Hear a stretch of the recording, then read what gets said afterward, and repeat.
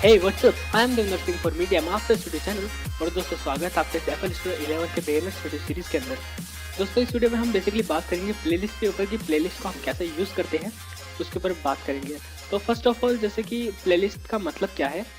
जैसे अगर आप और सॉफ्टवेयर यूज़ करते हो जैसे फ़ोटोशॉप वगैरह, तो उसमें जैसे लेयरिंग हम करते हैं उसी तरह से ये कुछ काम में आता है। इसमें हम जैसे ट्रैक हमारे पास अवेलेबल है, track 1, track 2, track 3।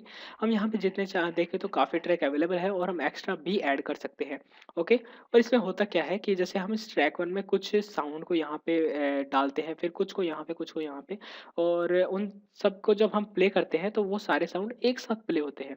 For example यहाँ पे जैसे मैंने कोई पियानो टोन डाली, यहाँ पे मैंने गिटार टोन डाली और यहाँ पे मैंने जैसे उसकी बीट्स डाली है। तो जब मैं इसे प्ले करूँगा तो वो सारी चीज़ें एक साथ प्ले होंगी, ठीक है। तो ये काम होता है मेन प्लेलिस्ट का। अब बात आती है कैसे। जैसे मैंने पिछले वीडियो में बताया, आप पैटर्न की मदद से पैटर्न किस तरह क्रिएट करते हैं। फॉर एग्जांपल जैसे मैंने यहाँ पे कुछ पैटर्न क्रिएट करता हूँ। फॉर एग्जांपल क्लैप साउंड को मैं 8 स्टेप देता हूँ और यहाँ से इसे हटा देता हूँ और इस को मैं देता हूँ जैसे कुछ इस तरह, और मे बी इस स्नेयर साउंड को 8 स्टेप देते हैं और यहाँ पे एंड यहाँ पे कुछ इस तरह।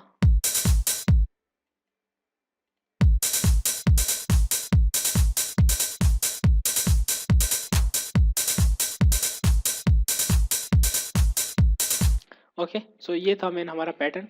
तो इसको अगर मैं यहाँ पे पेस्ट करूँ, जैसे कि आप देख सकते हैं, तो मैंने इसको पेस्ट करा। अब मुझे इसको बार बार पेस्ट करना है, तो सबसे पहले जैसे मैं ड्रॉ टूल पे हूँ तो मैं इसे सेलेक्ट करता हूँ और यही चीज़ सेलेक्ट है हम यहाँ से देख सकते हैं। यहाँ पर हमारे पास जैसे फॉर एग्जांपल मैं एक और पैटर्न क्रिएट करता हूँ सेम इसके जैसा।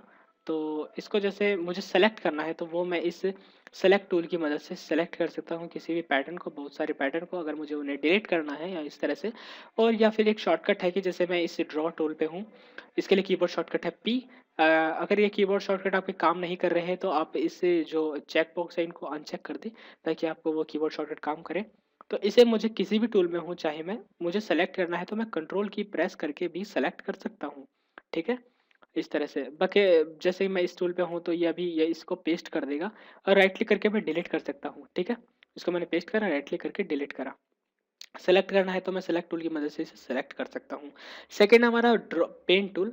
इसकी मदद से जैसे मैं इसे सेलेक्ट करके, जैसे मेरे पास 2 पैटर्न नहीं है अभी फ़िलहाल, मुझे इसको बार-बार पेस्ट करना है तो मैं या तो ड्रॉ टूल की मदद से क्लिक क्लिक देन क्लिक करके इसे ड्रॉ कर सकता हूँ, या फिर मैं पेन टूल की मदद से इसे सेलेक्ट करके और इसे मैं इस तरह से ड्रैग करता जाऊँ तो मैं इसे चाहे जितनी बार इसे पेस्ट कर सकता हूँ, ठीक है, ड्रॉ टूल की मदद से आसानी से। सेकंड चीज़ है जैसे कि मुझे इस अब मुझे आगे जाना है तो मैं आगे कैसे देखूँ, तो मैं इस स्लाइडर की मदद से आगे पीछे जा सकता हूँ। अगर मुझे इसकी लेंथ कम ज़्यादा लगे तो मैं इससे जो आप यहाँ पर देख रहे हो क्लिप साइज़, इसको अगर मैं ऊपर की तरफ करूँ तो मैं इसे इस तरह से इसकी विड्थ चौड़ी कर सकता हूँ या फिर इसे छोटा कर सकता हूँ, ठीक है। तो बाय डिफ़ॉल्ट लगभग यहाँ पर ये अच्छा लगता है। इसको मैं क्लोज़ कर सकता हूँ, इसका मतलब ये नहीं ये डिलीट हुआ है, मैं सिंपली इस पे क्लिक करके इसे वापस ला सकता हूँ, ये आइकन इसका है। और इसे मैं मिनिमाइज़ भी कर सकता हूँ ताकि मैं अदर चीज़ें देख पाऊँ, इनको मैं इधर-उधर कर पाऊँ, और इसे मैं मैक्सिमाइज़ कर सकता हूँ। जनरली इसे में हम मैक्सिमाइज़ करके ही काम करते हैं। दूसरी बात कि हम जैसे कंट्रोल की करके इसको सेलेक्ट कर सकते हैं। अगर मुझे सेम इसी चीज़ को पेस्ट करना है दोबारा, तो मैं इस पे ऑल्ट नहीं, शिफ्ट की अगर मैं दबाए रखूँ और फिर मैं इस पे क्लिक करूँ और कहीं और पे ड्रैग करूँ, तो आप देख सकते हैं मैंने इस पूरी चीज़ को डुप्लिकेट कर दिया है, ठीक है। और मैं इन सबको मूव कर सकता हूँ, बट और इनको मैं डिलीट करने के लिए सिंपली मैं जैसे इसको अगर मैं सेलेक्ट टूल की मदद से सेलेक्ट करूँ और फिर डिलीट की प्रेस करूँ, तो ये सारी चीज़ मैं डिलीट कर सकता हूँ। थर्ड ये टूल है डिलीट, जो कि सिंपली हम किसी पे क्लिक करके उसे डिलीट कर सकते हैं, बट हम जो है सिंपली राइट क्लिक करके भी डिलीट कर सकते हैं। और एक साथ सभी को डिलीट करने के लिए इस पे जाके राइट क्लिक करे रख के और इसे ड्रैग करके सभी को हम डिलीट कर सकते हैं, और अंडू करने के लिए कंट्रोल जेड भी दबा सकते हैं, ठीक है। और अंडू शायद हम यहाँ से भी कर सकते हैं, रेडो प्लेलिस्ट डिलीट। इसके पास जैसे हमारे यहाँ पे एक साउंड प्लेबैक टूल है, इसकी मदद से हम जैसे इस स्पेशल पैटर्न का साउंड सुनना है तो उसका हम साउंड सुन सकते हैं। इसके अलावा हमारे पास स्लाइस टूल अवेलेबल होता है। स्लाइस टूल की मदद से हमें इस प्लेलिस्ट से जहाँ भी इसे काटना हो, हम इसे कट कर सकते हैं। फॉर एग्ज़ाम्पल जैसे मैंने इसे यहाँ से काटा, तो ये इसने इस पैटर्न को 2 पार्ट में डिवाइड कर दिया। मैं कंट्रोल ज़ेड दबा के अंडू कर सकता हूँ। और एक चीज़ और है, जैसे अगर मैं राइट क्लिक करूँ तो आप देख सकते हैं ये कुछ रेड रेड कलर का आ गया। अगर मैं इस पे अब इसे कट करता हूँ, तो जो पार्ट छोटा होता है वो डिलीट भी हो जाता है साथ में। फॉर एग्ज़ाम्पल जैसे आपको करना ही था कि मैं इसे सेलेक्ट करूँ और फिर इस पे किसी और टूल पे जाऊँ, फिर इसे राइट क्लिक करके डिलीट करूँ।